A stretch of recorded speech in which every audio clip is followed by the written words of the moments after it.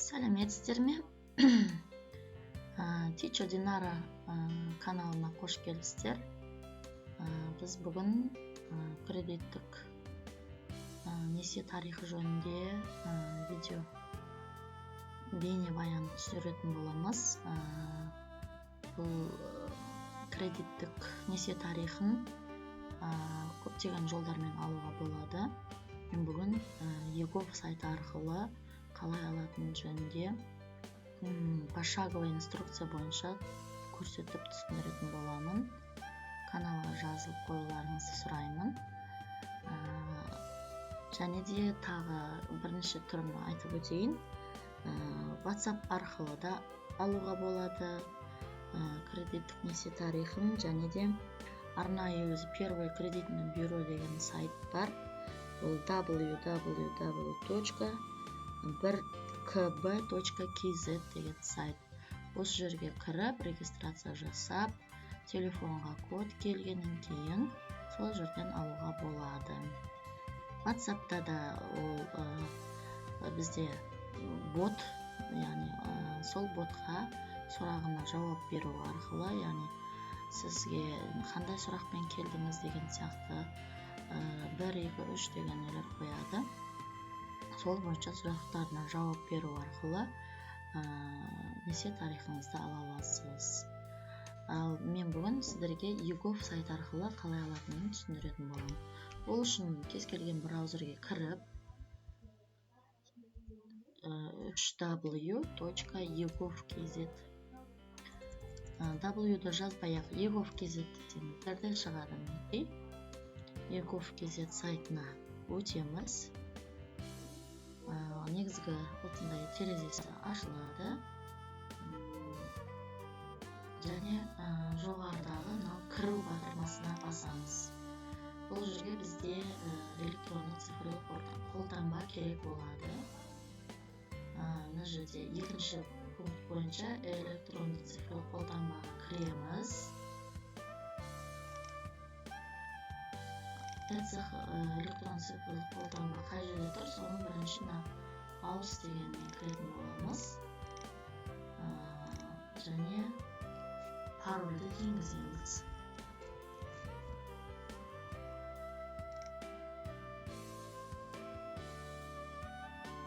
Неше секунд алады порталға алуға.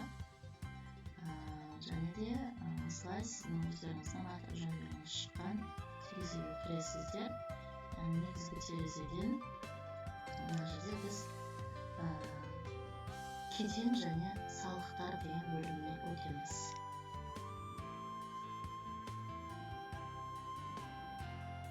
Келесі сол жақтағы бөлімнен экономика және қаржы бөліміне өтеміз.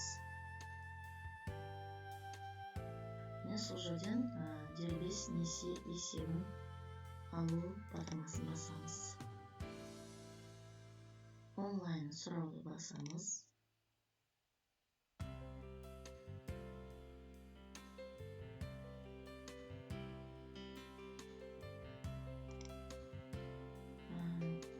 Бұл жерде бізде 4 қадам бар. Келісім, мәлімет толтыру, төлеу және қолтаңба қою. Мен дербес несие есебімді беруімді сұраймын деп тұр. Мен төмендегі растаймын деп. Осының бәрін оқып шықсаңыздар болады. Қандай қолжетімді туралы айтқан, не туралы ескертілді, сәйкестендіру деректері бастату туралы мына жерде айтқан. Оның бәрін оқып шықсаңыздар болады. Мына жерде өтініште осы мәліметтің дұрыс толтырылғанын растаймын деп келісім береміз және өзіміздің мәліметімізді толтыратын боламыз. Келісемін, мына жерде өзі автоматты түрде шығады. Және де қол қоюға өту батырмасын басамыз. Ақпарат тасымалдағыш деген біздің компьютерімізде тұрған цехымыз екі рет шығады. Екі рет басып, цехымыз қай жерде тұр, сол жерден енді RSA ключ арқылы басатын боламыз. Пароль телеміз.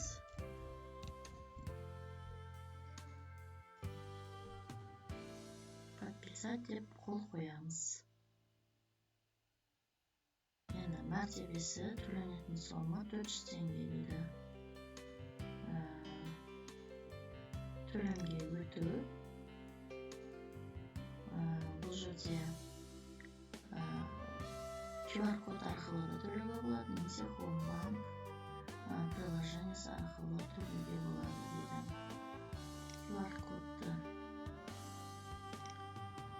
QR код дегеннің ішінде бізде Homebank приложениесі бар. Яғни басқа банктер үшін 100 теңге ұстайды деп тұр. Платежный картаны басып, Халық банкпен төлеуге болады дейді. Мына жерде кез келген Visa, Master карталарымен төлеуге болады. Visa дегеніміз бұл біздің Каспидегі карточка болса төлеуге болады. QR код кәдімгі Народныйдың приложениесінен автоматты түрде жүргізілетін болады. Егер платежный карточканы бассақ, бізге данныйның бәрін толтыруға тура келеді. Мен осы екінші қадамды жасап көрейін. Мына жерде фамилия, имя дегенді латинский жазу керек. Номер карты, срок действия карты және артында тұрған CVV-ді 3 таңбалы CVV-ді жазу керек. Электронды почта, телефон номерін жазу керек. Біздің 400 теңгеміз төлену керек. Мына жерде менің сақтап тұрған картам бар. Мына жерде email-ді жазамын.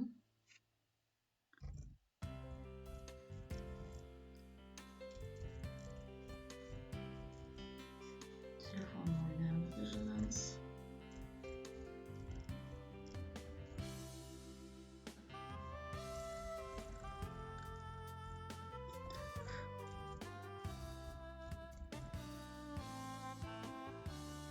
Және отправить батонатын атамыз. CVV кодты ұмытпайтын. Отправить. Комиссия 100 теңге. Яғни тағы 500 теңге.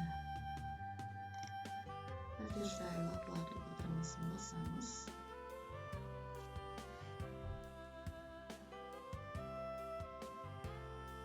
SMS пароль жібереді. Соны жазамыз.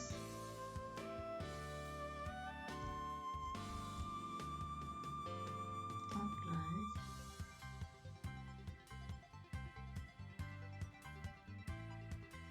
Мына жерде бізде электронды чек шықты. Оплата өтті. Мына жерде QR код арқылы кейін электронды чектен сіз тексерсеңіз болады деді. Яғни осыны шығарып қойсаңыз болады. Немесе PDF-тап сақтап қойсақ болады.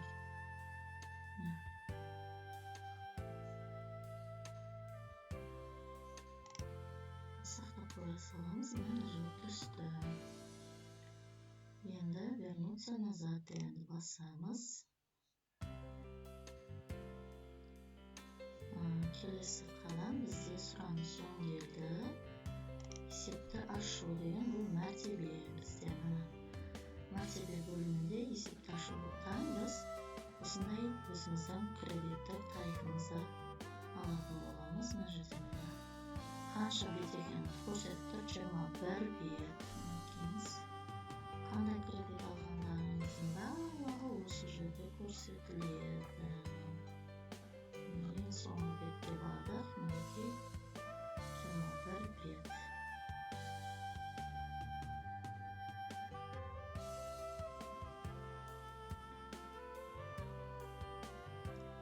Мінекей бұны мына жоғарыдағы сілтемені басу арқылы сақтап аламыз. Рабочий столға сақтап қояйын. ПКБ деп.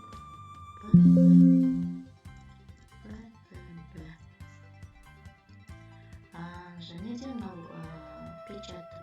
басу арқылы прямой печатқа жіберсеңіз де болады. Мына жерде бірінші көріп шығыңыздар.